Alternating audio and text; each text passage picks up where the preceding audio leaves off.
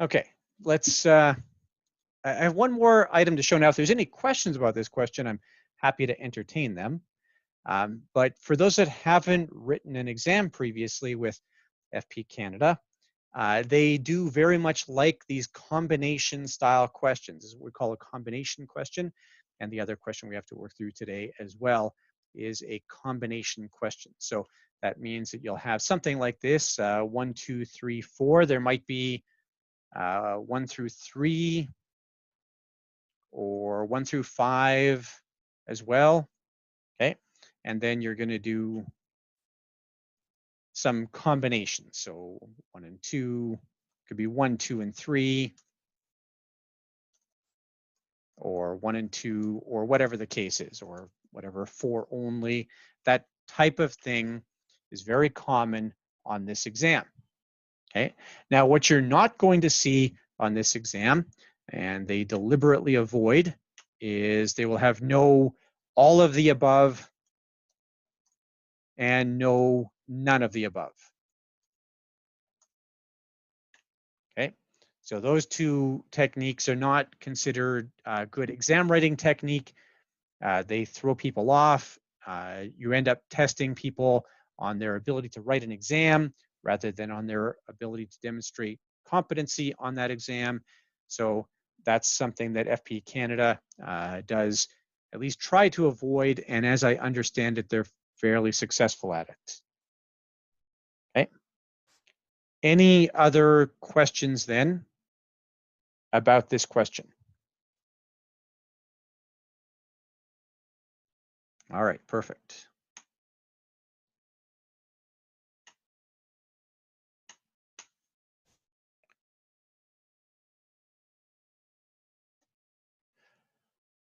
Okay, we did a little family law work already. I want to actually switch gears here. We're going to skip a couple slides. We'll come back to those later. And I want to take a few minutes here, go over the various set of study resources that you have available. Okay. And not all of these are free. In fact, most of what I'm going to show you here has an additional cost. I think that the very first thing that has to happen here is you have to ask yourself why you are studying. Okay, now I want to pass, I get that, okay, but we want to recognize what challenges present themselves and how we're going to overcome those challenges. So I'm going to present some reasons that I think people might be studying, and we're going to do a little more work on this next time we're together. But think about these as possible reasons why you might be studying. And everybody should fit into one of these categories or maybe more than one. So sometimes studying is just about building confidence, where you're just nervous with the material, you're nervous in an exam environment, and it's just a matter of feeling more prepared or more confident by the time you sit down to write the exam. Okay. Some of it might be to improve your technical knowledge, where you just feel like you don't know enough. Okay, where maybe it's been a while since you've gone through a curriculum, or you never had to do a core curriculum and you're working mostly from an equivalency basis, and now you know that there are gaps in your knowledge. Okay.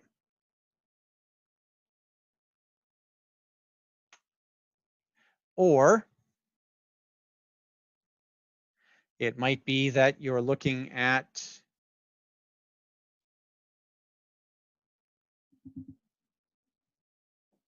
excuse me, sorry, it might be that you need to improve your time management. So you know you've written the exam previously and you have fought with time management on the exam, and now you're looking to get better at that.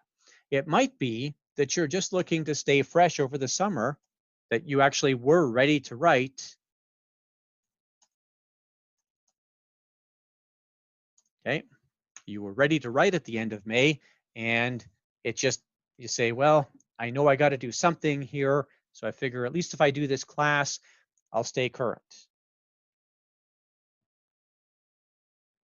Okay, is that fair? Is there anything else that I might have missed? Any other reason why somebody might be studying?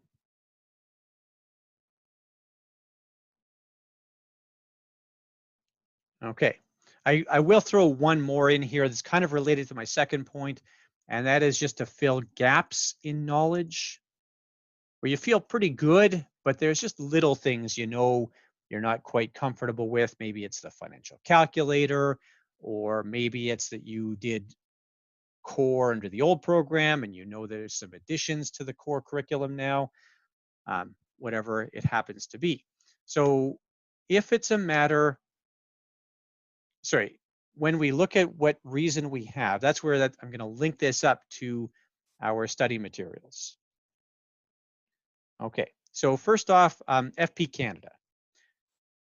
FP Canada does provide a small amount of free content. Okay, they have their webinar. So you can go to the FP Canada YouTube channel.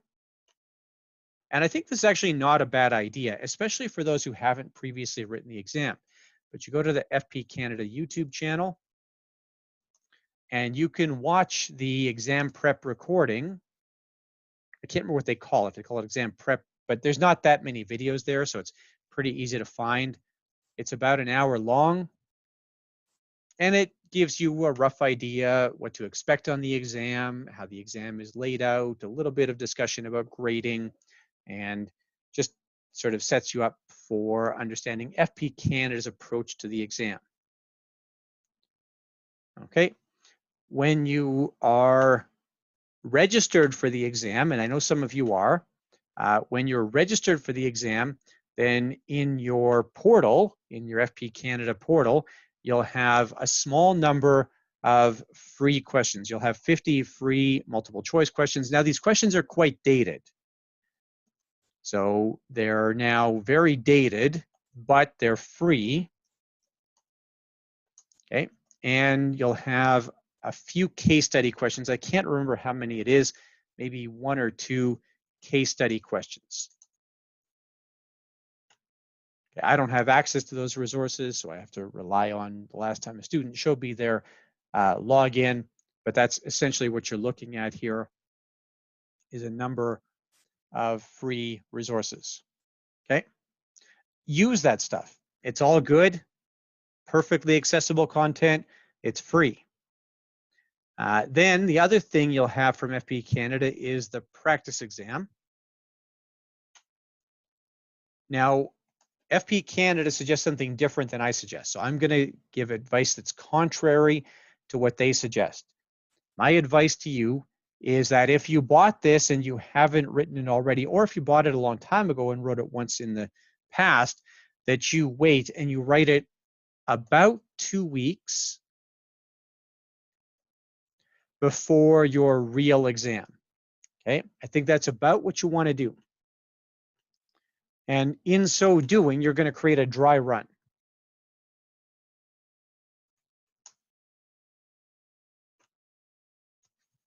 Where you can just sort of examine all the stuff you had tested, or all the stuff you had tried out to get better at while you're practicing. Yeah, so this is a good question, Vaishali, and I would be curious to know, can you give an example of a concept that might have eluded you?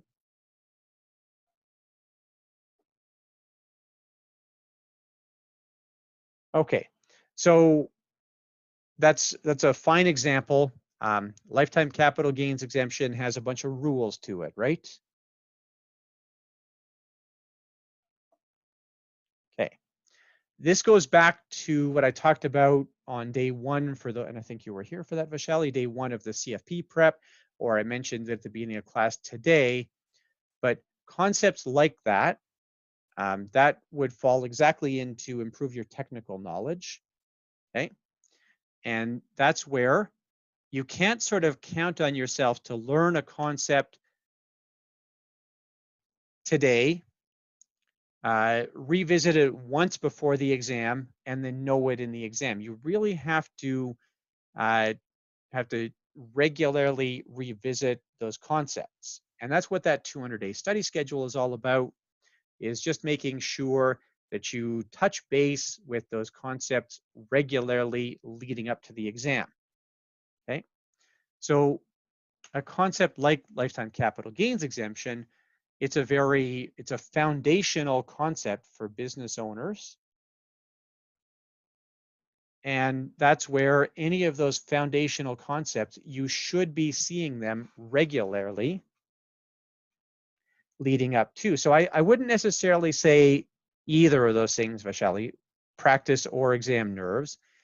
I would say that it should be a concept like that should almost be second nature by time you sit down to write the exam.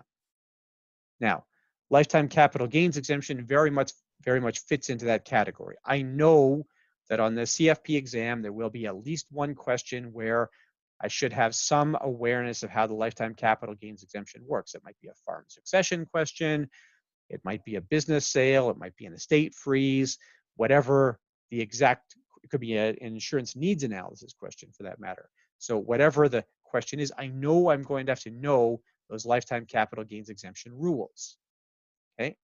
So knowing that, I really should be right now brushing up on that sort of foundational concept. So for foundational concepts, it should be regular study.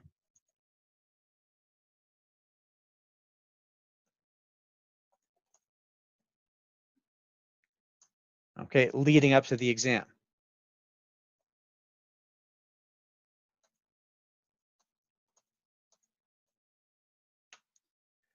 Okay, now I know that a lot of you never touched the lifetime capital gains exemption. I know that that's the reality. And especially if you don't have very many or any business owner clients, you're probably not exposed to this very much. So it might be even unfamiliar that it is a foundational concept. Okay, and that's a little bit challenging. And in fact, I actually believe that the lifetime capital gains exemption is overtaught as compared to the number of uses it gets versus the number of sort of lessons it shows up in. But it's still in that, I would suggest, foundational category. Okay. So I don't know if that helps to answer your question, Shelley. I guess I'm saying it's neither of those things, or if it's practice, it's not necessarily practice in a question scenario, but just making sure that you sort of touch that concept periodically as you work your way through the course. Okay.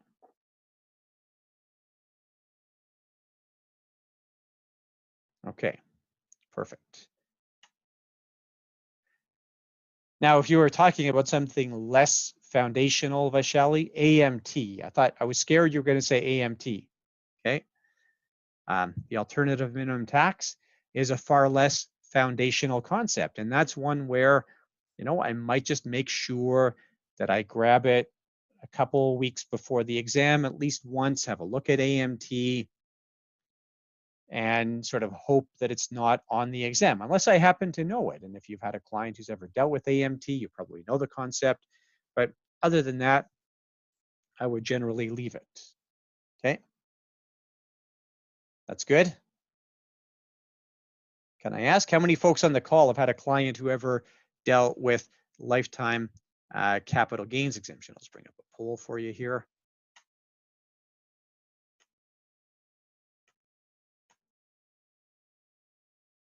Yeah, I think we chatted about that last time we were together, Mal, didn't we?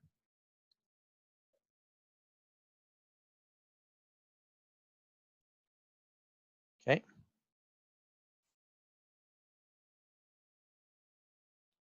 Yeah, pretty light, honestly, Olu, and I'm going to demonstrate that right away here. Okay, I would generally, and that's why I say you shouldn't be doing AMT as a regular touch-in. It's not a foundational concept. It's one that will show up as a sort of second order item on some exam question and probably shows up one every 4 or 5 exams. Okay, but lifetime capital gains exemption in one way, shape, or form is likely to show up very regularly.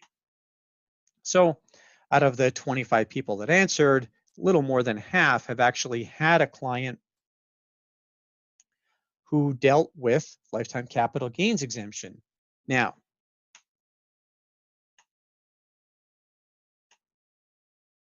what about AMT? How many of you had a client who dealt with AMT at some point?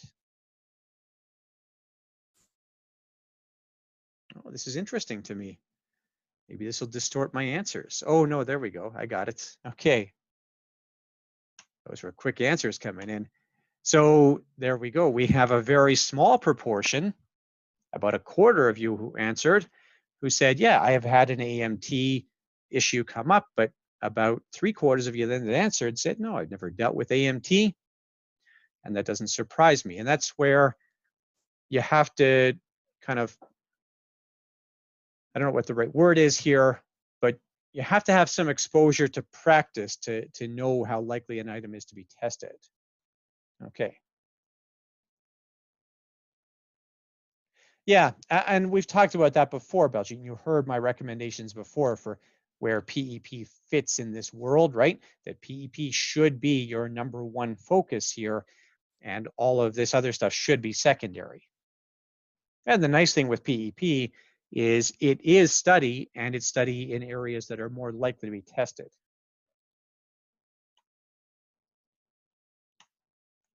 Okay. So now we're going to look at the study resources that are available. I guess these are my competitors.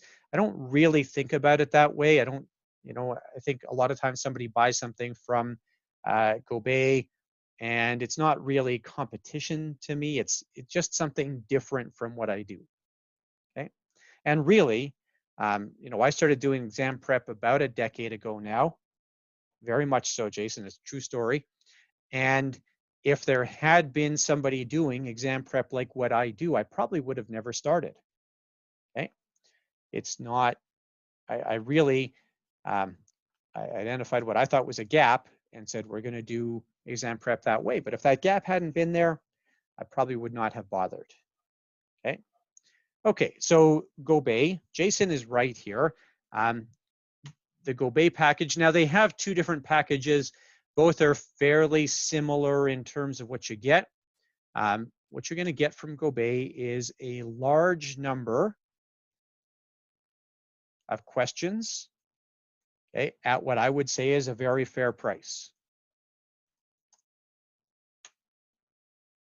Okay, I think those two things are true, and you can't debate those two things with GoBay. So it's a very good deal in terms of the number of questions you get for your dollars.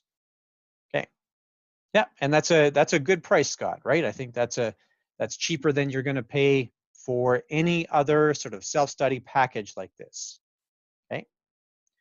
So the good stuff with GoBay, what I like about it, obviously I like the value, right? I've already commented on that. So it's good value for the dollar.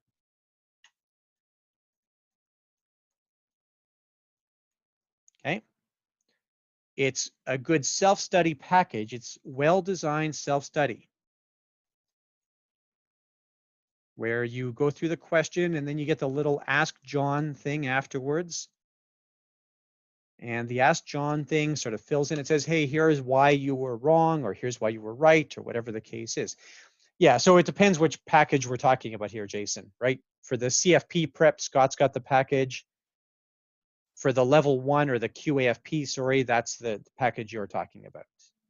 Okay. Okay. So whichever one, those principles are still the same, Jason. Those are still true, whether we're talking about QAFP or CFP. Okay. Now the downsides, okay, are the questions are too technical.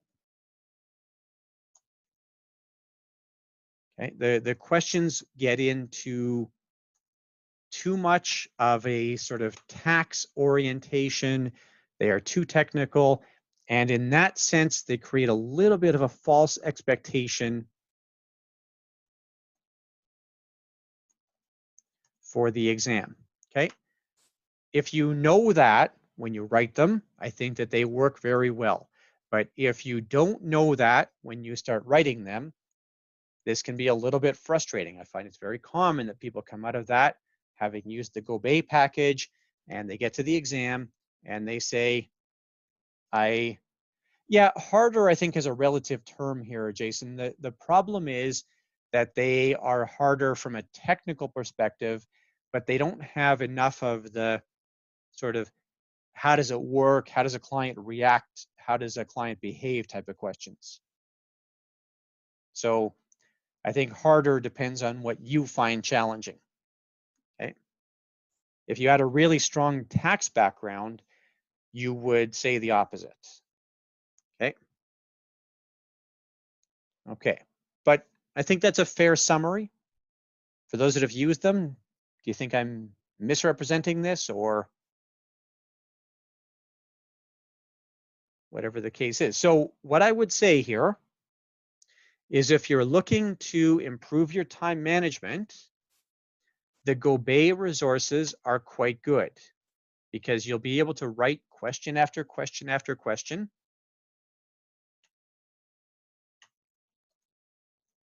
Okay, so GoBay is a good solution here.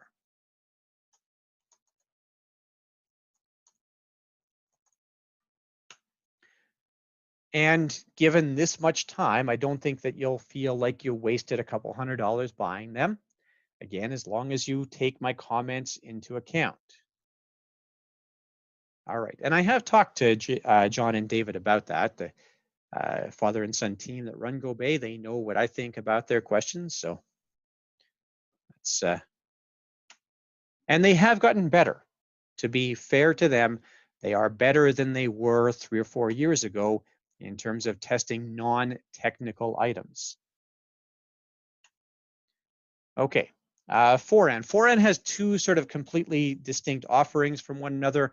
I'm going to focus on their classroom offering.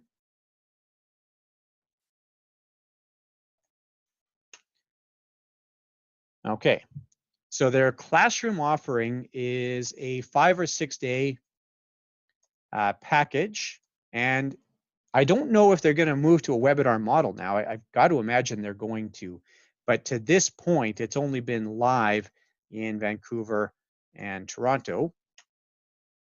Okay, I'm not sure how they're going to do this. They normally have, especially in their Toronto classes, about 80 people in the room, and it sounds to me like that's going to be offside still for quite a while into the future. So let's see what happens here. Nevertheless, it's a fairly pricey experience, around $1,400. Okay. What it does very well, and I do really like this about it, and I often tell people, I say, look, if this is what you're looking for, then Ron 4N is your best bet here.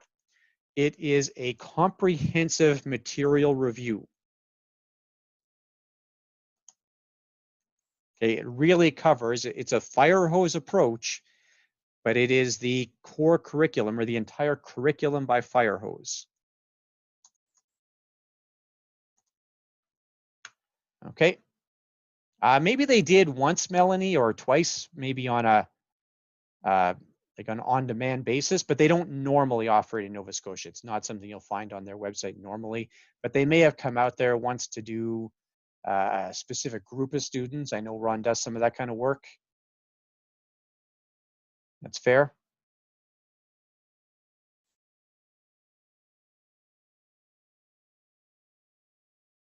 Okay.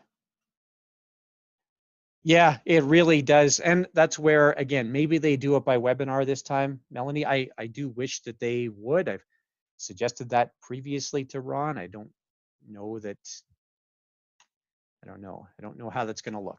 Okay.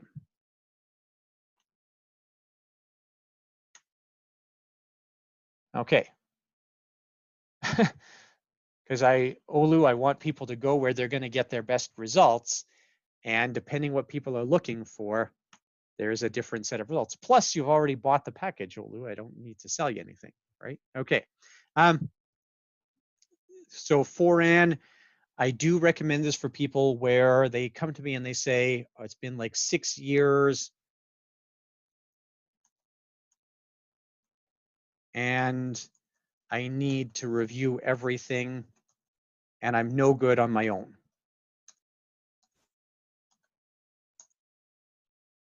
Okay. When I hear somebody with a comment like that, I will send them to Foran. Okay. That person is going to honestly be better served. Now, with this particular class, we're doing a little bit of this, but I am not going to, yeah, and same in Toronto, Jason, especially last exam, because there was a huge number of exam writers.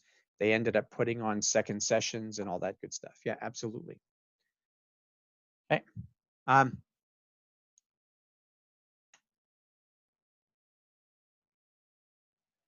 Okay.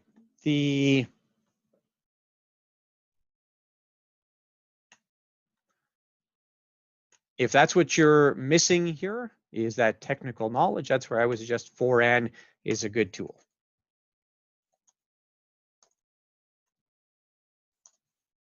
Okay. That's good. All right.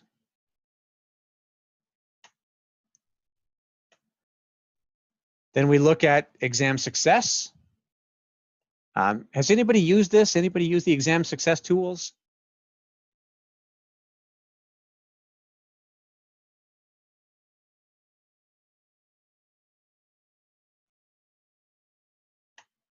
Not a soul? Nobody wants to say anything? So it's just another provider. They mostly do security stuff. So they have a CSC and a CFA program. And about 5 or 6 years ago, they started offering CFP prep as well. It's sort of a mixed bag, okay? I'm not, and I don't want to sound negative here. I'm not trying to badmouth my competition. I think you've seen that I'm happy to pay compliments to my competition, okay? It's a mixed bag, and some of it is good and some not.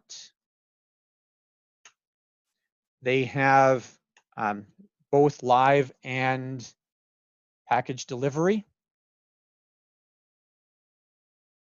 Oh, sorry, I missed your question, Leanne.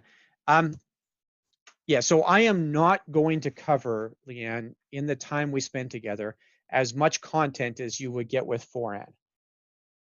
Okay. Yeah, I appreciate that, Olu. That's good. Yeah. Is that a fair comment, Leanne? It's just not how I schedule my classes. So even though we're going to do a bunch of these 4-hour sessions together, I have no intention of delivering the entire curriculum. In fact, I will spend a lot more time doing what we did before the coffee break, breaking down a question, going through the question, really getting a good understanding of how to deal with exam questions. Are you with me there, Leanne? Does that make sense? And that's true in any exam prep class that I run. Okay. So if you're looking for content review, right, I happen to think that's what most people need. Okay. I think that's what most people need, not everybody. That's where I say, if I know you're looking for that full-on content review, I really think that it's worth doing the Foran class. Okay. That's good. And there's a reason that I teach this on the first day, the first combined day of class, because if people look at this and they say, oh, you know what, I think actually Foran would have been better for me, I would rather get that out of the way early. I don't want to show you that in sort of month 5 and you say, why didn't Jason show me that at the beginning, right? So that's, yeah, and that's where I kind of make up for that, Vaishali. I make up for the fact that we don't do all the content review in class by giving you access to all my core curriculum material. Okay, so Leanne, if you know that you have some content review you need to do, and you have a good idea what it is, you can go and seek it out. You can find the whole course taught in the videos. okay, or in the textbook or whatever the case is. But the problem there is you have to know what you're looking for, right? You have to have a pretty good idea as to what you're looking for. Whereas in a class like the 4N class, you'll just like they start from sort of day one and go through that whole thing. Okay, is that fair? Are you with me there? Okay. Is that too much fence sitting for you, Leanne?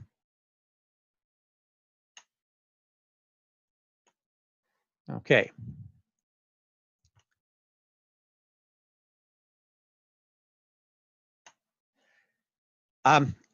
What is good?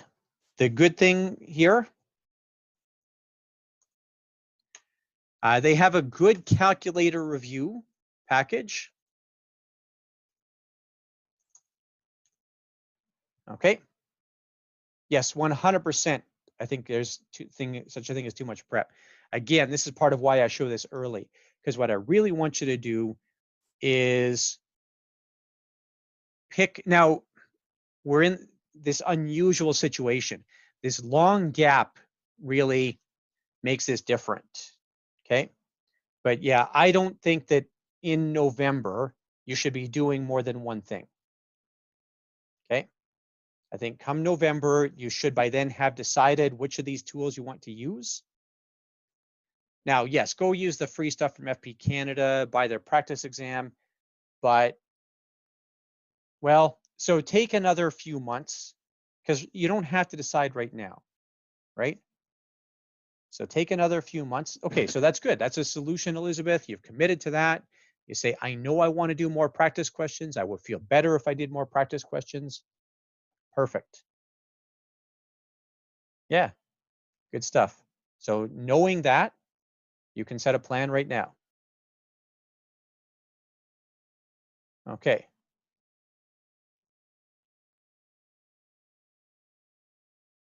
Oh, that's interesting, Sue. Yeah. Okay. So, and I'm not wrong here, Sue, right? The 4N class is a good experience. They do a good job delivering a lot of content. I think you probably felt like you got your money's worth sitting in that class, just frustrating with the timing of the exam, right? Okay. Yeah, it does. Now that's human nature too. That's not really 4N's fault. That's human nature where we sort of, people don't start studying for this exam, I find, until October. So, I mean, kudos to everybody here because you're at least recognizing that there's a benefit to staying engaged over the summer. Okay. The other good thing that Exam Success has, they have a sort of bullet point summary of core. So if you don't want to go back and reread a bunch of textbook material, the Exam Success bullet point summary of core is useful. Okay. Yeah, and it's not, Sue, that's not you, that's us. You see that? All you're guilty of is being human there, right? And honestly, in this instance, if the exam hadn't been delayed and we sort of took an active step to reach out to a bunch of people, none of us would be doing this either, Sue, right? So it's not something to, I don't know, lament. It's just what it is. Okay. Monkey credits, I don't know. I just mention them because they have a package and I have zero familiarity with it.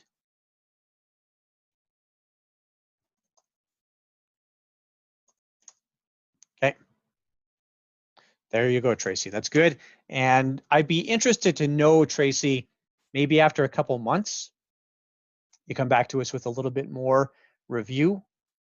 I think it's just multiple choice, Elizabeth. I don't think they have any cases. I think reading their website, they are just multiple choice. Is that Craig, Tracy, is that good? Okay. All right. Yeah, and that's fair. Tracy, again, maybe after a couple of months, we can get Craig and Tracy with an I to come back with some other comments about that. Yeah, that's good. I appreciate it.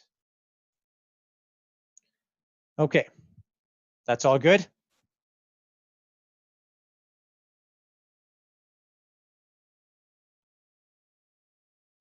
Okay, and then of course there is, I guess then if I was going to say, just Tracy and Craig, does it match up to any of the 5 things that I have up top there? I think that sounds good if it's good for concept review, Craig. Gaps in knowledge, would that be fair? That might be where monkey credits fits in. Do you think that's right?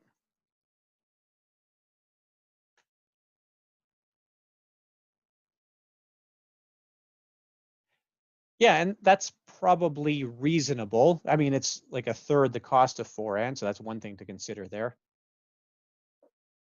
right? Okay. So yeah, I think for that kind of thing, gaps in knowledge, Sue, that's good. And it might be good for the fresh over the summer answer too then. So yeah, I could buy that. Do you think I'm mischaracterizing that?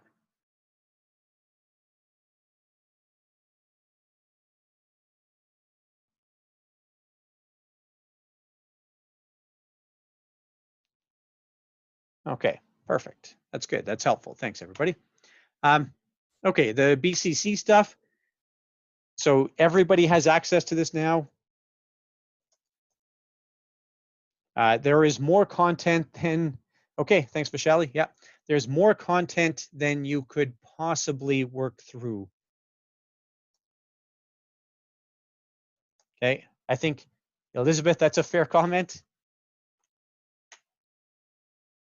I think you did this while you were on mat leave, if I remember right. And just the core curriculum classes alone, if we just take that, it's a lot, isn't it, Elizabeth? I'm surprised you can tolerate spending 5 more minutes with me. So it's, sorry, that's not right, 28 days times 7.5 hours, just that alone. And then there's more than that. There's plus the textbook, plus the supplemental videos. Okay. Yeah, I mean, I do try, Olu. I try to have good content, all that good stuff. And you're here, right? The fact is you're here. So I don't have to sell BCC too hard, right? So yeah, BCC, everybody has access. There's more content here than you could ever work through. So at least have a look around there before you go spend money somewhere else. You've already spent money to get this package. Okay, at least know what you bought already before you go buy other stuff. I think that's fair. Okay.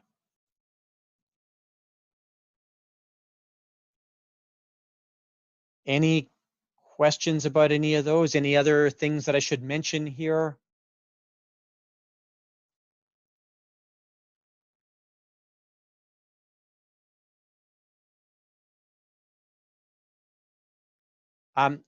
Like a live class, Tracy. I used to do a lot of live classes way back.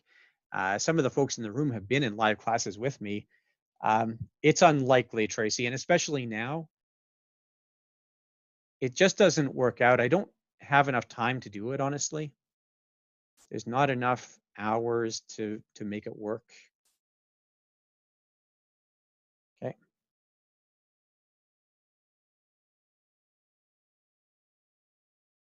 Yeah, same thing, Baljeet. You just go to Moodle.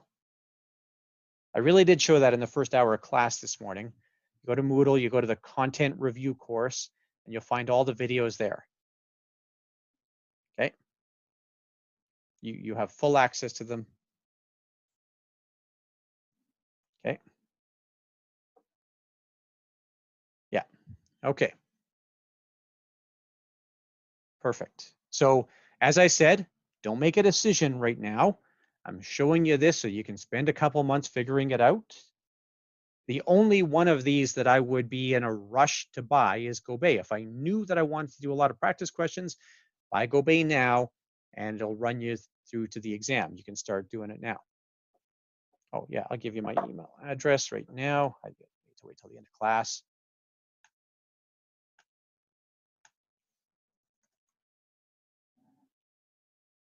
Yeah, That's a fair point, Jason. If you go through all the Moodle resources, there's about 400, maybe 450 questions in Moodle. Yeah. Yeah, again, Jason, how much time do you have, right? How much time do you have? How much money do you want to spend? You know, these are really, I think, important things to consider when you're putting a study plan in front of yourself. Okay, well, there's that, right? Okay, all good? And we really have tried to build our pricing in a way that it causes the least amount of pain. Okay, I appreciate it. Melanie, thanks. Yeah, like I said, I'm not intending this to be an ad for BCC. I really want people to have an honest chance to build a study schedule that makes sense for themselves. Okay, but I appreciate that. Thanks. It is nice to hear. But like I said, I do send people other places sometimes depending on what the need is. Okay, any other comments or questions here?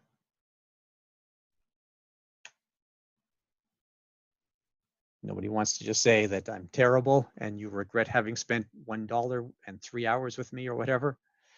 Okay, perfect. Okay. So I don't know when I said the word textbook, Baljit. You made the comment textbook. You're the one who first said it.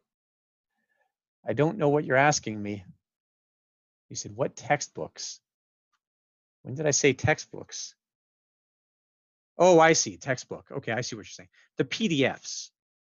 The PDFs of the chapters. That's the textbook. Okay. Yeah, so Devin, I do update the chapters as need be. There'd be a lot of changes since you went through the content. Okay, tons actually. So, and yeah, because there was no advanced curriculum when you went through. I did show that. Were you on day 1 of the other class, Devin? And I showed where the differences are from old core to new core. Okay, that's more relevant. For those that are just doing QAFP, don't worry about that. For those that did CFP previously, that's where that's a bigger concern. That's why I showed it in that class and not in this class.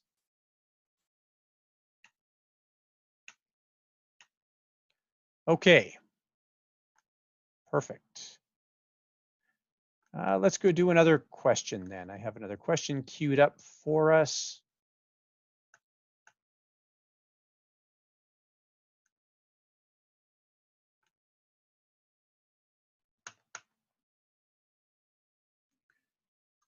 Go ahead.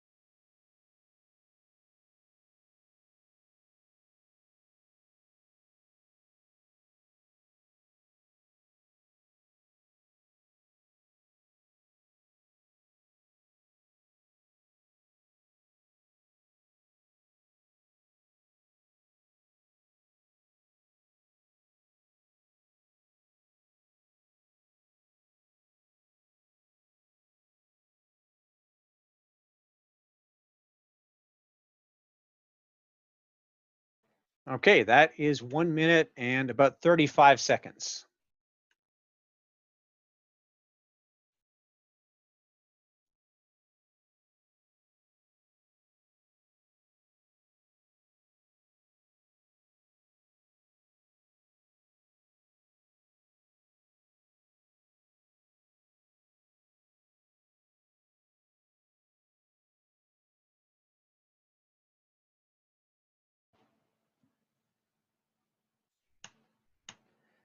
Okay, I got to go back to the drawing board on this question. Here's what would happen with this question. Um, with nobody answering A or C, that tells me that those are not good answers.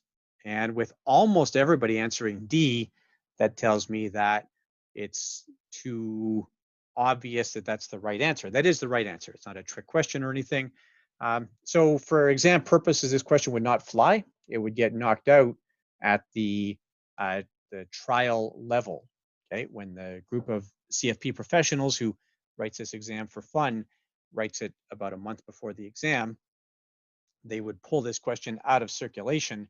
If they didn't, and it showed up on the exam like this, then it would get pulled out of circulation. So I was concerned that this might be a little too straightforward as questions go. I really wrote it to make a point, but I'll go back and tweak it a little bit. So the correct answer is D.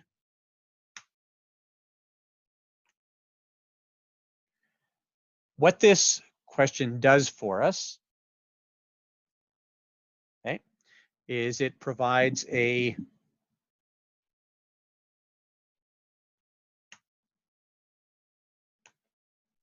um, a little bit of a conflict for the client where we're looking at their goals versus what they wanted, sorry, long-term goals versus short-term goals, okay? And you will have a question like this, maybe more than one, on your exam. This has been a regular focus, and for those that read the ethics note for the last couple exams, it's very common that FP Canada does something like this, where we are looking at a sort of short-term versus long-term outcome.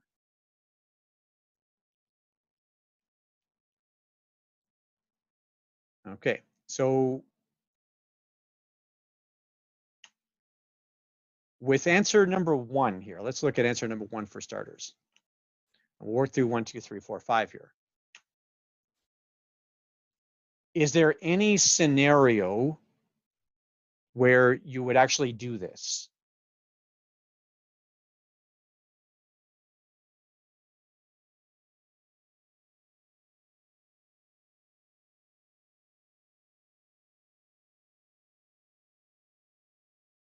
Would anybody do this?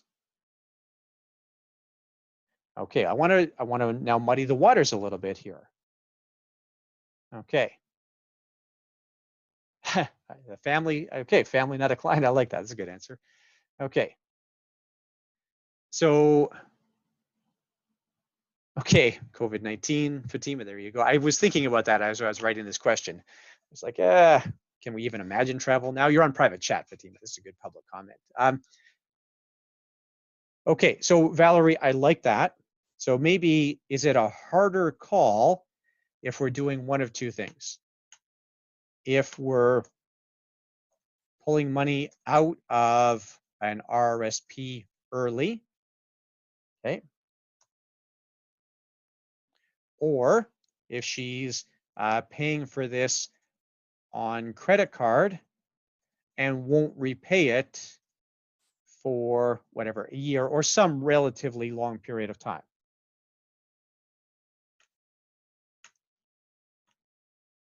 Would those change the answer? Or depleting her emergency fund, Jason? How about that? That's, I think, pretty close to what you're suggesting.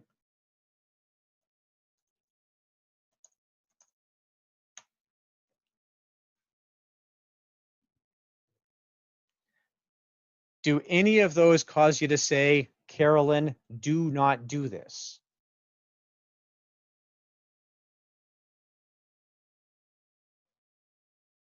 Valerie, you said you would show the outcomes of different choices. Okay, so this is the hard thing here is you do have to take Valerie's approach to this. I think Valerie's approach is the better approach for the exam.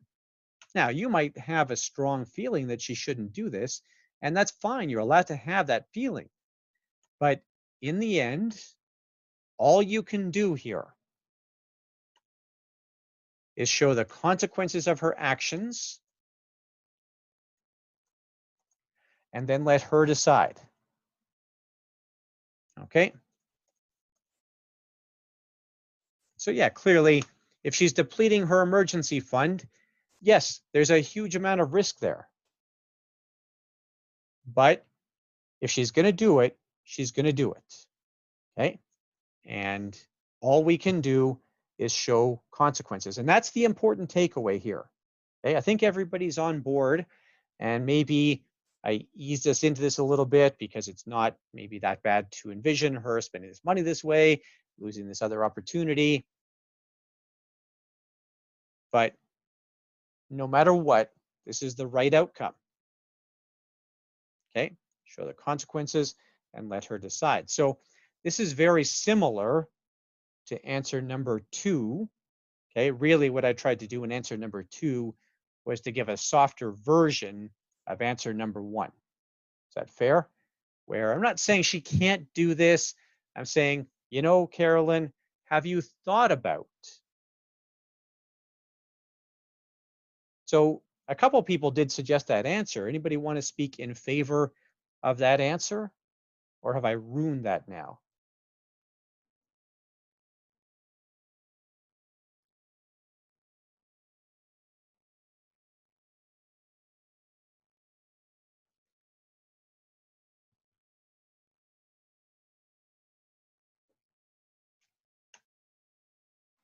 What do we think? Is that really just the same as answer 1?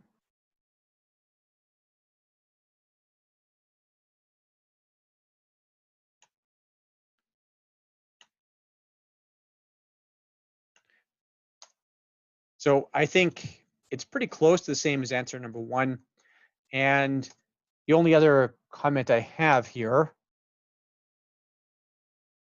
yeah, is when it says once in a lifetime, this I think ties into your comment, Baljeet, if it's once in a lifetime, is this really even possible? We don't actually know what once in a lifetime means here, okay? All right. Okay, what's wrong with answer number 3?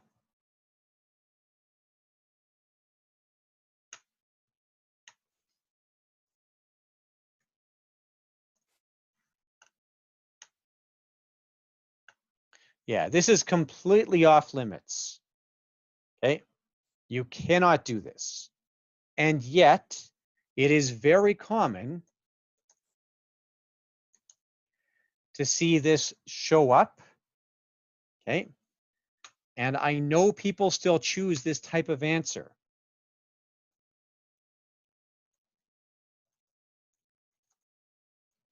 Okay, so for whatever reason, and I think it gets to be a little bit of a like a bait and switch or a sort of, I don't know, whatever, rope-a-dope type of scenario where we get dragged into wanting to help the client do something, and the only way they're going to be able to do it is if they change their risk tolerance, but we can't do this. We can't change their risk tolerance, okay?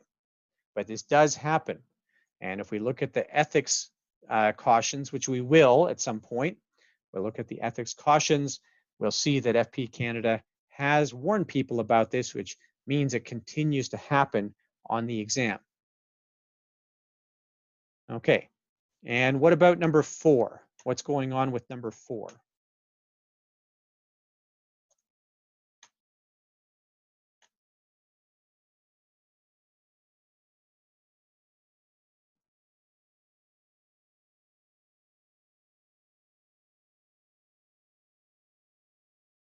Okay, that's all we want to do here, Mal, and that's the same for number 5 too, isn't it? So number 4 and number 5, these are both really about her decision-making process.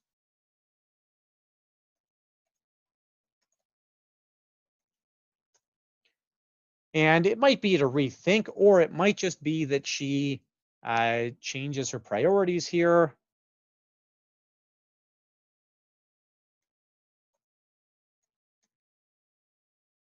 Okay. We come back and reevaluate what went into the original retirement plan. It might be that we didn't take into account properly that, at age 57, she might have a little bit more free time. She's got maybe fewer family obligations, whatever it happens to be. Okay. All right.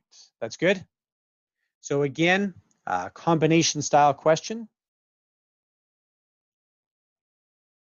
This should be a 90-second question. Did we find that was enough time?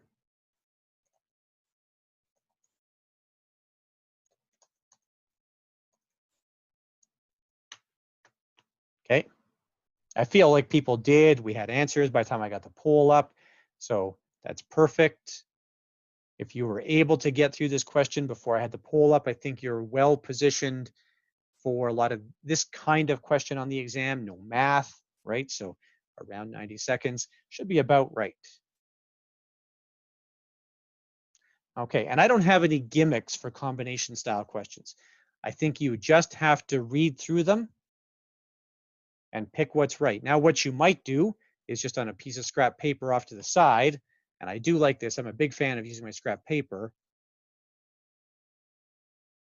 where I write down 1, 2, 3, 4, 5, and I write down how much I like or dislike them. And that way, if I get to whatever answer 1 and I say no, that's a garbage answer, and I get to answer 3 and I say no, that's a garbage answer. Hey, I've got at least a better shot now of getting through this thing.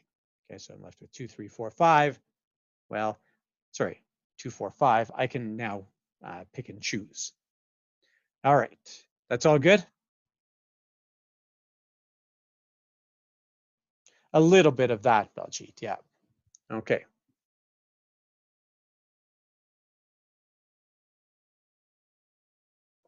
Perfect.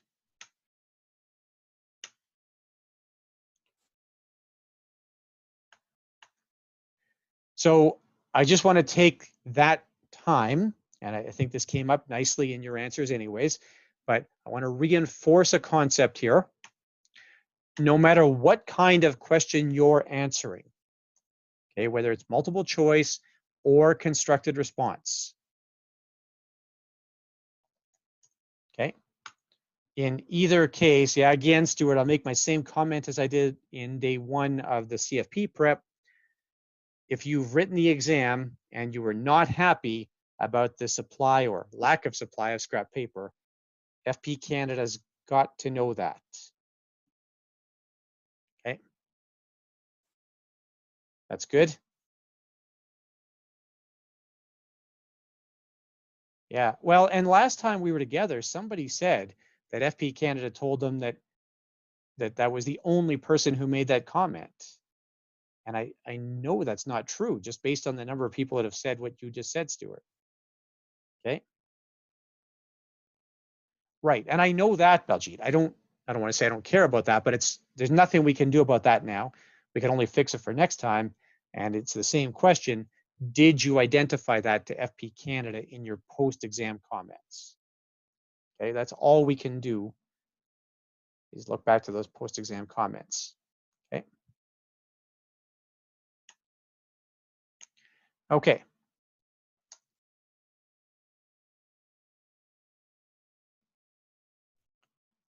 So whether it's multiple choice or constructed response, if you see anything that looks like a client objective, your answers have to reflect that. And you may not like the objective. Okay, I know my personal bugbear here is probate. I think probate reduction is a ridiculous estate planning objective. I don't think anybody should be working to minimize probate. I think there are 100 other things we can do that are far more efficient, that lead to better outcomes, that aren't going to create unintended consequences. Okay. But if I see a question where probate reduction is the desired outcome, then I'm going to give answers that match probate reduction. Does that make sense?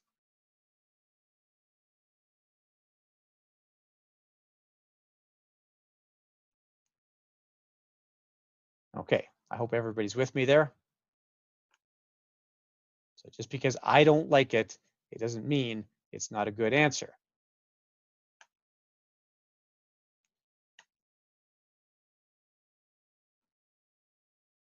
Once I've identified that, oh, sorry, what I want to ask here is, what would be some of the language that would key that this is an objective? How do I know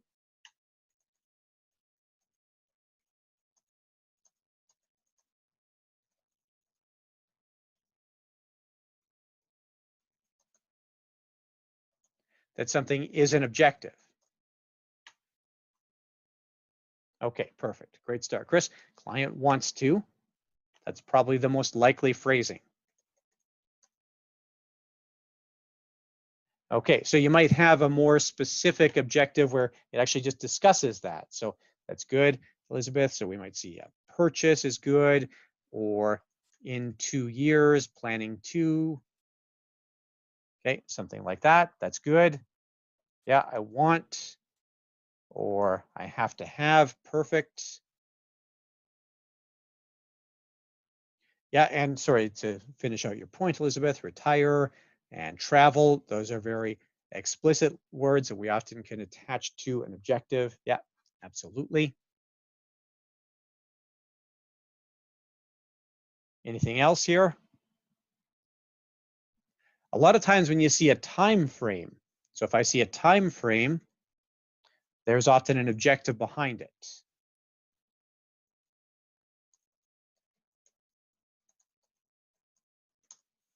Okay, and I think that ties into what you're mentioning here, Elizabeth, that move in together, start a family, those types of things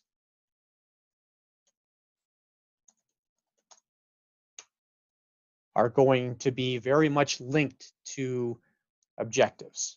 Okay, that's good.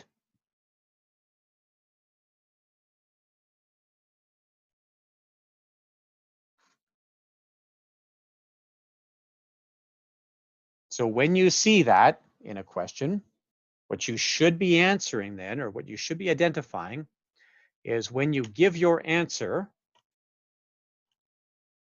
how does your answer relate to that objective?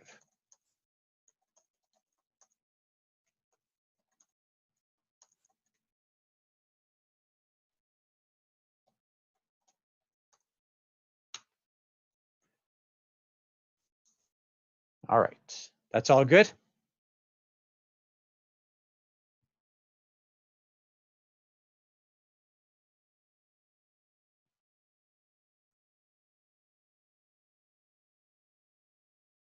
Okay, yeah, that's exactly right. That's the problem to be solved, Baljeet. Perfect.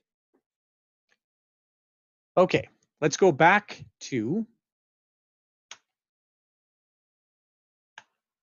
attribution, since we only got about midway through it. It's weird. Okay, so we talked about income splitting via spousal loan. Okay, another one that came up, and I want to, this is a really easy one, a couple of you mentioned it, was another valid income splitting strategy was to have the low earner do all the household non-registered investing, okay? And the high earner does all the registered investing and household spending, okay? A much easier thing to do than a spousal loan.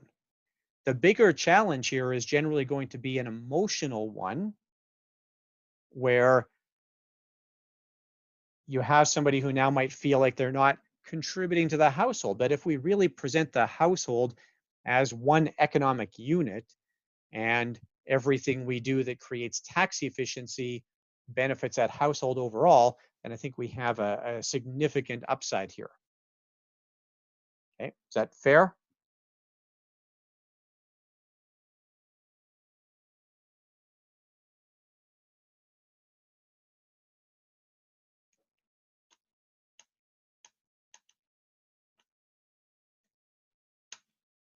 To do this, what I would generally suggest here is that we want to maintain separate bank accounts.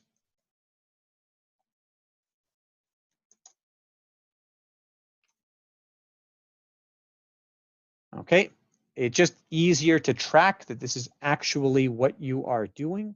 Now, for this to work, the low earner has to have some income. There has to be something there for the low earner to actually invest. Okay. Now, there is a way to create this income if you don't have it. A couple of ways that we can look at, really.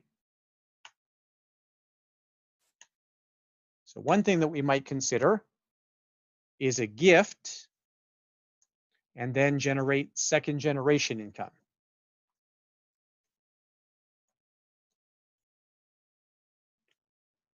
Okay, so in an example like this, I could have Doris gives Mike $500,000 to invest. So she simply gives it to him. So you're right, Elizabeth, that one's a little tougher, isn't it? But let's come back to that because you're not crazy to suggest it. And Mike gets a 5% return.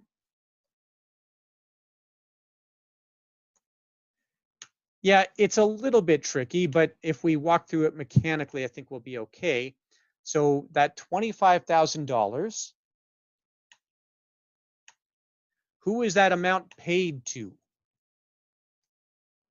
Who is actually receiving the $25,000?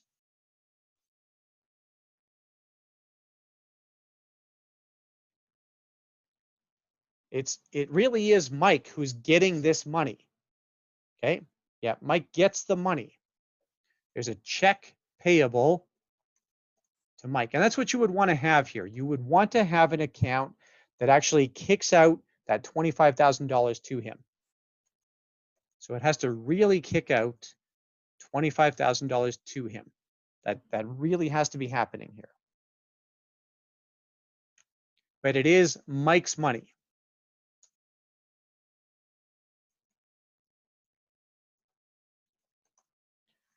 Okay, but it's exactly right what Valerie says here. It is taxed to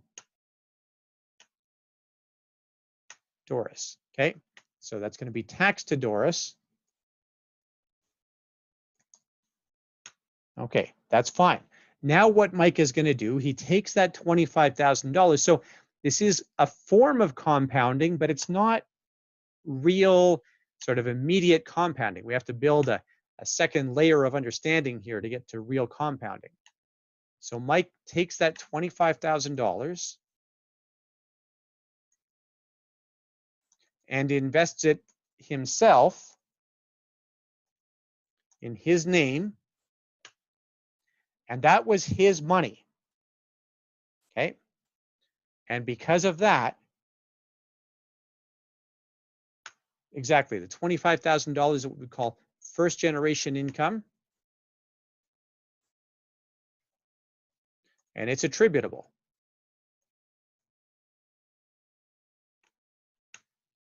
And now Mike takes that $25,000, he invests that, he gets a 5% return. That's $1,250 that's paid to Mike and taxed to Mike. Okay. That's good.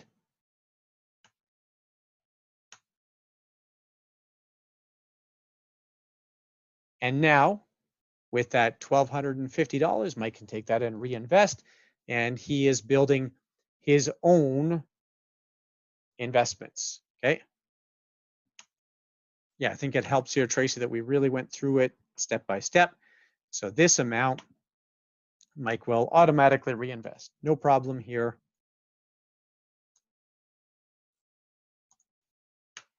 for him to do that.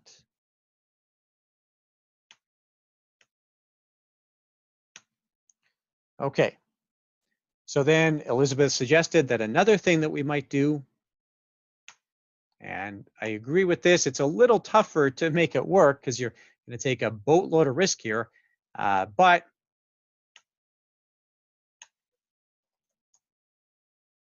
another solution here is that Doris gives Mike $500,000 to start a business or to earn active business income.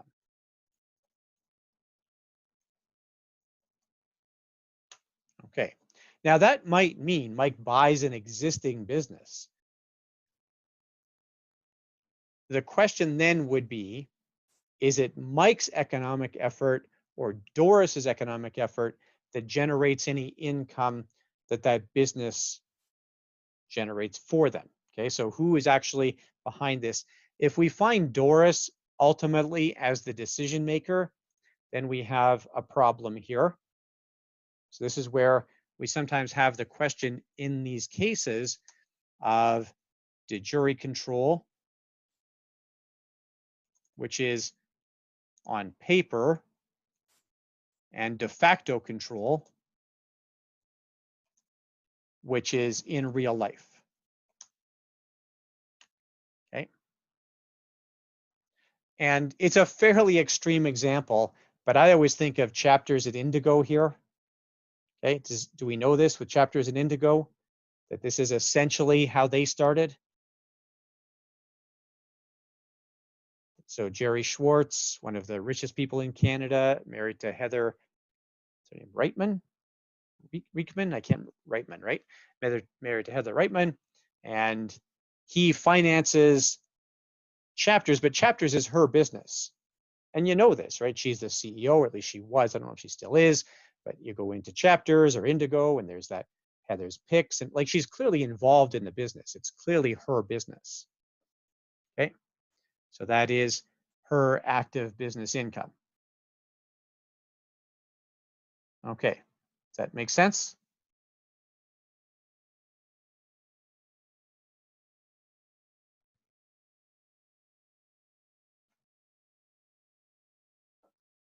All right, and what else could happen here potentially, although I don't think it actually works well in their specific scenario. But any other ideas how we could sort of artificially create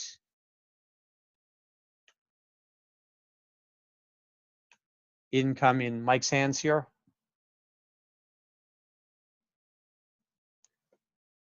Only if her employment situation permits it.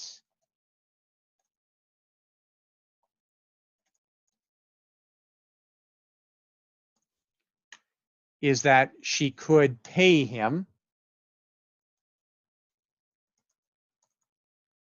Yeah, I don't think it's a loophole, Elizabeth, but we'll look at that solution in a minute. Yeah.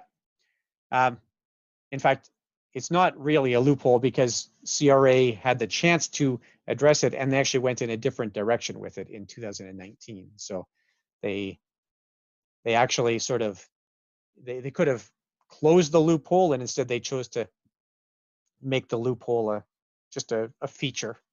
So we'll see that right away. So yeah, she pays him a reasonable wage for real work performed. Okay, and that's perfectly fine. Now, if she does that, then she deducts that expense. He pays tax on it. We have to make sure that things like source withholding, if we got source withholdings here, if we've got CPP, EI, if you're in Ontario, Ontario health tax, if she's got other employees may have to be dealt with. So she shouldn't have to pay EI premiums. She just has to get an exemption from EI. So she just has to tell EI she's doing this and get an exemption here.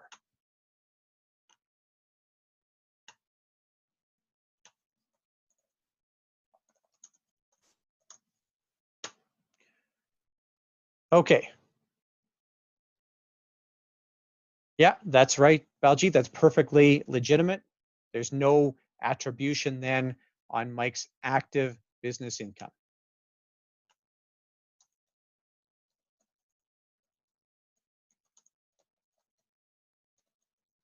Now, for this to be true, no, she gave him the money. He bought the business.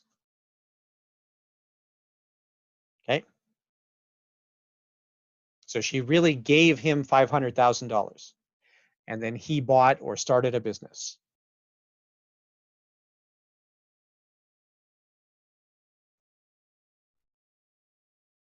That's good.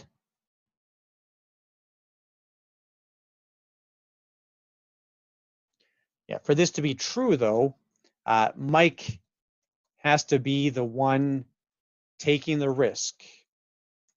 Okay. It's Mike's decisions. No, these are two different things, Baljeet. Okay. One solution is she gives him money to start a business. Another solution is she pays him a reasonable wage for work performed in her own business activities. Okay.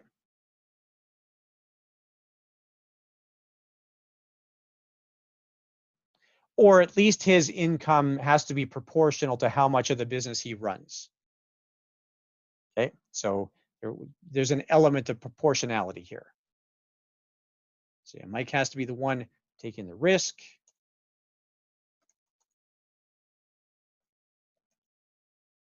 He is operating the business. That's what allows us to do this. If there's some other person who is really the risk taker here, if the risk ultimately passes back to Doris, then we're probably offside. Okay, that's good.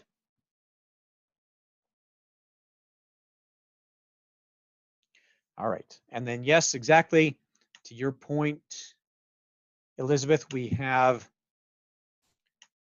income splitting using registered plans.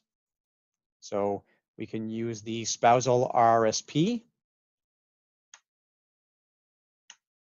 or we can use the TFSA. And it's a fair point, Olu. The RESP and for that matter, RDSP do give us a little bit of an income splitting opportunity, don't they? So not to be ignored, but because we're dealing with a spousal situation, we'll focus on these two. But yeah, you're right to bring that up for sure. Okay, so spousal RRSP. What can happen here is Doris uses her RSP room to contribute to Mike's RSP. Doris gets the deduction. Okay. And Mike owns the RSP or the investments within the RSP. Okay. That's all good.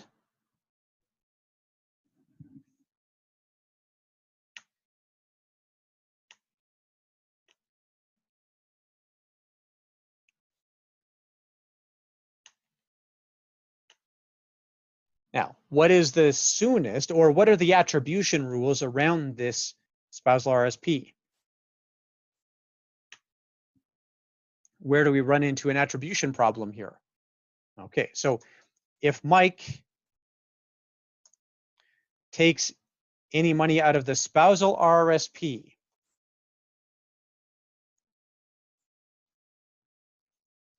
then there's attribution based on, and the rule really is, okay, and this is important for exam purposes, okay?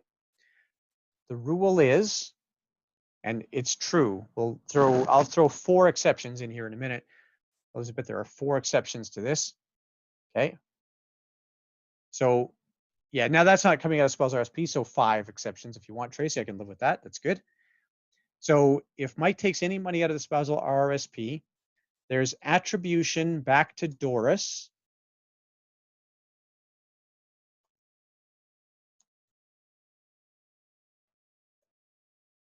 on her contributions for the current year plus 2 prior years. Okay, so it's not 2 years back and it's not 3 years back.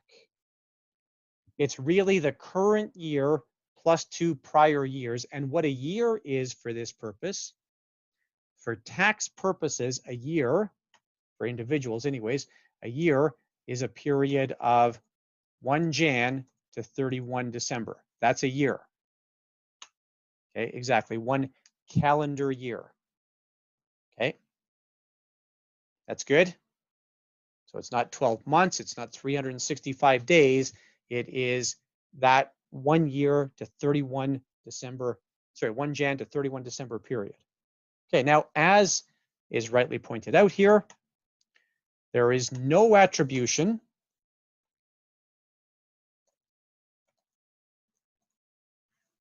in a few cases.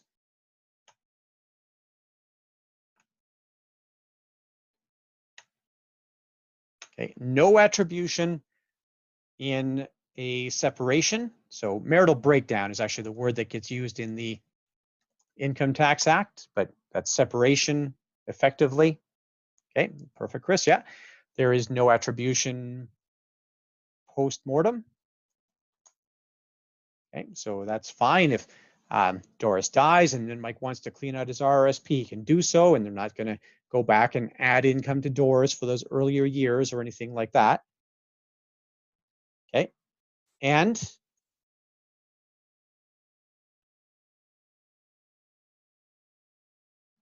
no attribution if we're using the homebuyer's plan or the lifelong learning plan, as long as the funds have been there for 90 days. That's not an attribution problem. That's a rule with those plans. No, they don't have to, Stuart, because of the next rule that I'll show you here. So separation is a matter of fact here, Devin. Living apart doesn't necessarily mean living under a separate roof. Okay, so you'll occasionally see this, right, where you have a couple, and especially in Vancouver or Toronto with very high real estate prices. So you have a couple who separates in fact. Are you with me here? But they can't afford to go live in separate houses. Okay, so one lives upstairs, one lives downstairs. They do their best never to see each other. That's good. You with me here? Okay, except when the woman goes in, now she's dating a firefighter and she does her best to make sure that her ex gets to see the firefighter as often as possible. No, that doesn't happen. Anyways, they're separate and apart in that case. Okay, that's still separated. Okay, and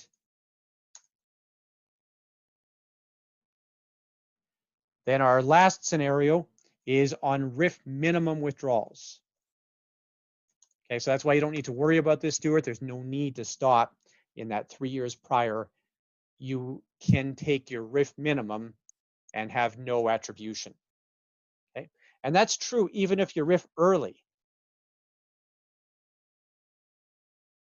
Yeah, above your RIF minimum is attributed, Elizabeth. That's right. Yeah. Is that your RIF minimum?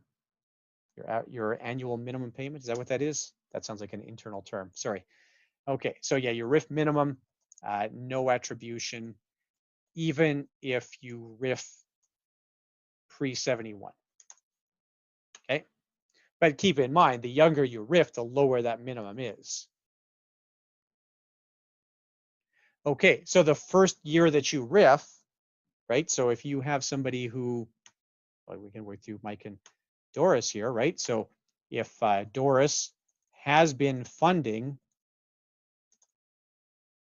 Mike's RRSP, okay, until 2020, you with me here? And then Mike RIFs in 2020, what's his minimum payment, his minimum RIF withdrawal in 2020?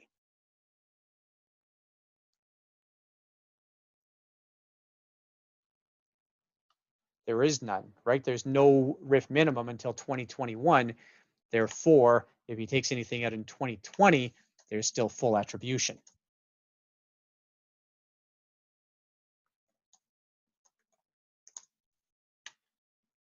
Okay, That's all good? Okay. Now, the other place where this becomes potentially problematic, and I think is worth investigating a little bit, is the area of withholding taxes. And this is where, again, you get a potential exam question and a potential real life headache. And there might be some of this happening right now, just that we have people who are dipping into RIFs or RSPs to make it work, right? So let's say that Doris puts, we'll say $5,000 a year into Mike's RSP, okay? And she already made her 2020 contribution. They're super on top of things. Everything is good to go here. She always makes her contributions early in the year because she knows she gets more time value of money that way.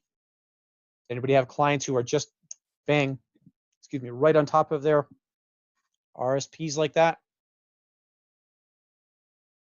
They come to see us relatively early in the year to get out in front of things, not to do their last year catch up. Not now, Olu, but maybe in March you might have seen this, right? Okay, well, hey, that's fair, Mel. All right, so Doris already made it. She's a high income earner, right? This is entirely possible for them. So she already made her 2020 contribution. And now they run into a COVID problem. And it might not be COVID, it could be lots of things, but that's, I think, a scenario where we can imagine this happening today. And she might not have even put the $5,000 in this year. It's not really going to change my scenario here. And maybe Mike's RSP is down the least. Okay. Maybe they timed it well, or maybe he's just got a really solid set of investments, or maybe he's got a heavier fixed income component, or whatever it is. So his RSP is down the least, and they decide to take money out of his RSP. So they take, let's say, $20,000 out of Mike's RSP. Okay. So where's the tax going to be paid on that $20,000? So first off, what happens around withholding? That's perfect, Elizabeth. Yeah, so we're going to have $15,000 attributed to Doris, $5,000 for the current year, and $5,000 for the 2 years prior to that, $5,000 taxable to Mike. Okay, what about withholding tax here?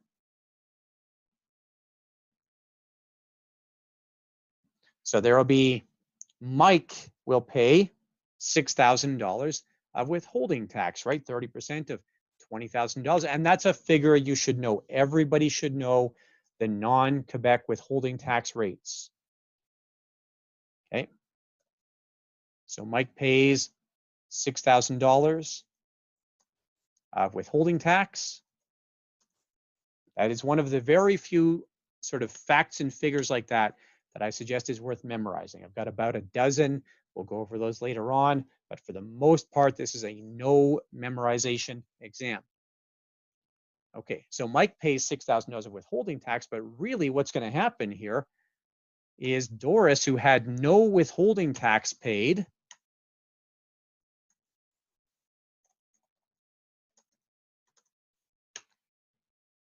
will have $15,000 added to her income.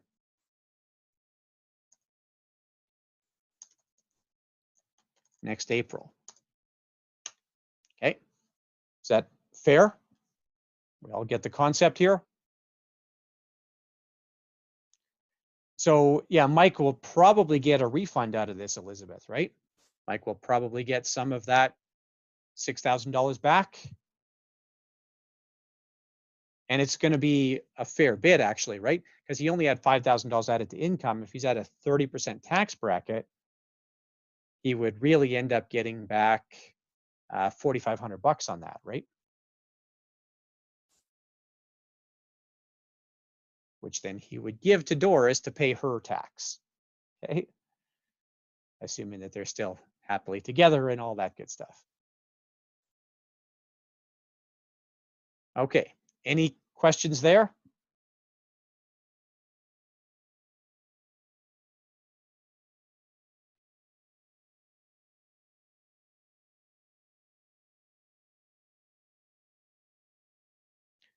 Yeah, honestly, pretty straightforward here, Baljeet. There's no attribution on home buyer's plan. Okay, so in this case, Mike could take out $15,000. He could take out up to 25,000 really, and no attribution back to Doris. Okay, there's no attribution when you use home buyer's plan or lifelong learning plan. Okay, so you can do this if they've never bought a house before. That's a big challenge here. Is a couple like this is very unlikely, but if they've never or they've not owned a home in the previous 4 full taxation years, right? Then what we could have here, assuming that Doris has the room,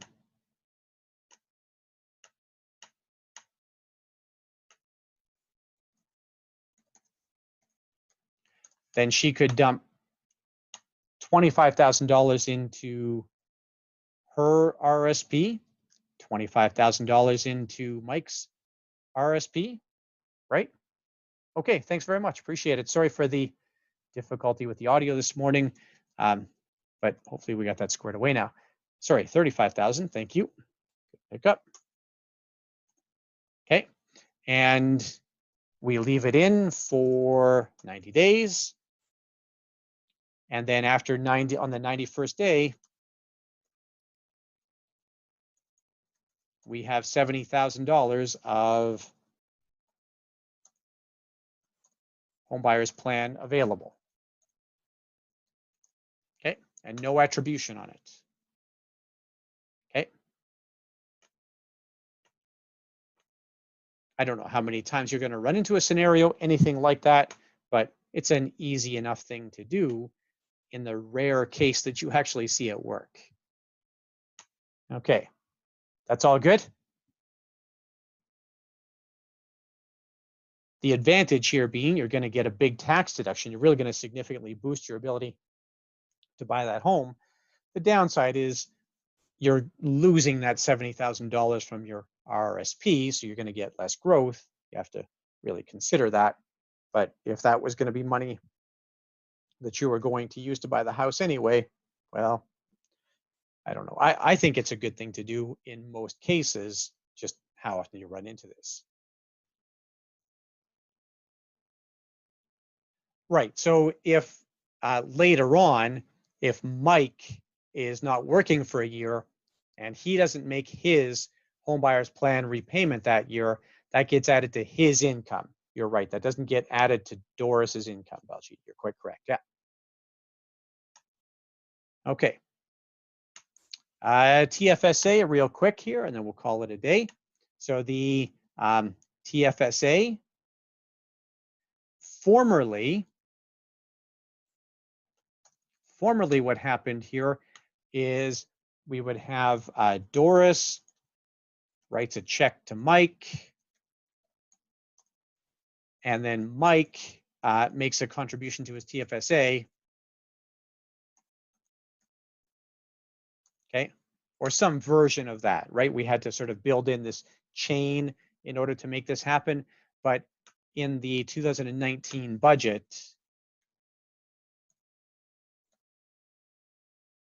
now we don't have to do that anymore. Now Doris can put money straight into Mike's TFSA.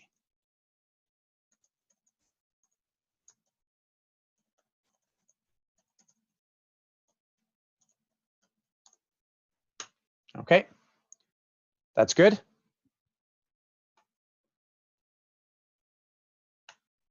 And there's no attribution as long as it stays in the TFSA.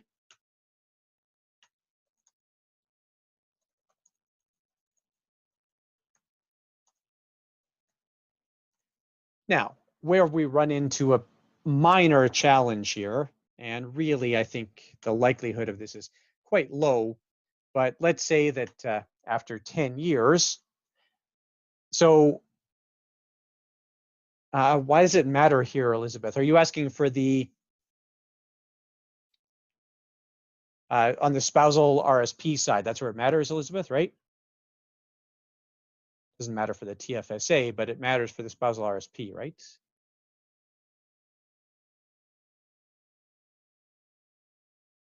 It doesn't. It's not going to matter though. I'm not sure why FIFO would matter here. Sorry. FIFO, if anybody's in the first in, first out, but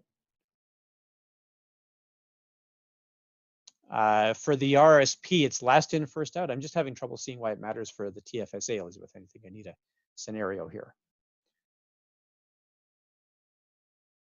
So, and maybe this will help with that. I'll show you this. So there's no attribution as long as it stays in the TFSA, okay? But let's say that 10 years later, now Mike has whatever, $100,000 in his TFSA, okay, just for the sake of argument, and he takes that all out, or it could just be 20,000 of it. It doesn't, this is where I don't think that matters. So he takes that all out and he makes some non-registered investment. Well, we would still trace all the source of those funds back to Doris. Okay. So on that, in that case, all income on that investment is attributable to Doris. Okay, because we would say she was the source of funds in his TFSA. And I think maybe that's the point that you need here, Elizabeth, is, okay, I see what you're asking. Yeah. Man, I don't know. That's a good question. I got to think about that. I honestly don't know that answer, Elizabeth, if it's proportional or if it's first in, first out, or last in, first out. It strikes me that any dollar that comes out would be attributed back. So I think it's an any in, first out. Is that a rule? AFO? I don't know. Okay, but I'm not 100% on that. I'm just cracking open the stupid Income Tax Act here. And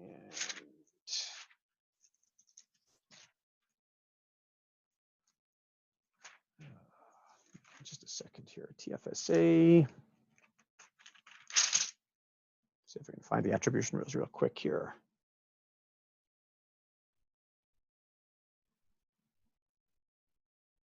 No, it's not going to tell me in the act. We're going to have to see an actual case here. Okay. Yeah, that's fine, Chris. The monies will be withdrawn, right?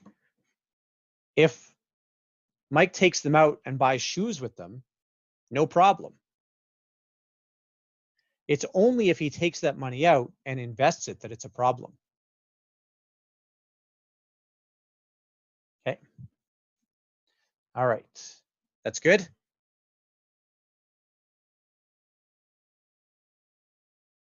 Yeah, Elizabeth, it strikes me that it would be any in, first out, but I think we have to see some case law around that. It's not actually clear in the act about how that's going to work. Okay. Perfect. That's a good point at which to break, I think. Yeah, thanks, Stacy. I'll see you on the 11th, indeed.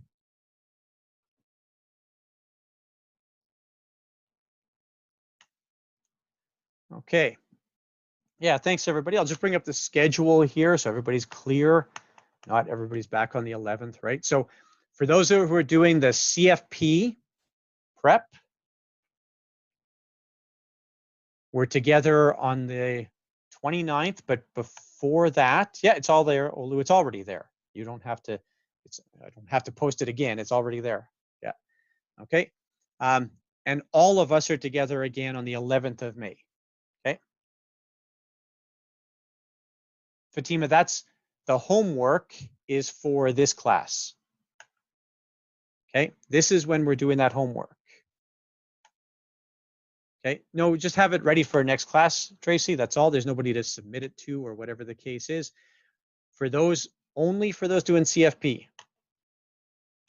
Sorry, on the 26th of May. For those doing CFP. And that's where we'll review the homework.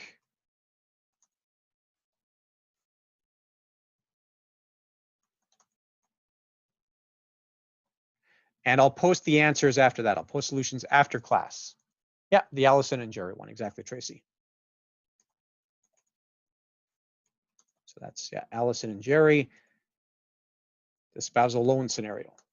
Okay.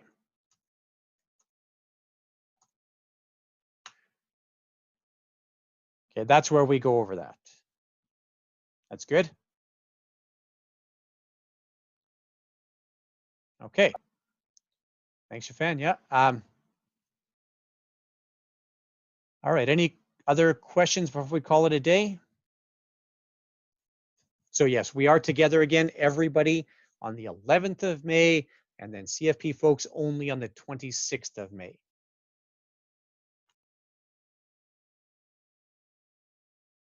Thanks so much, Melanie. Yeah, absolutely.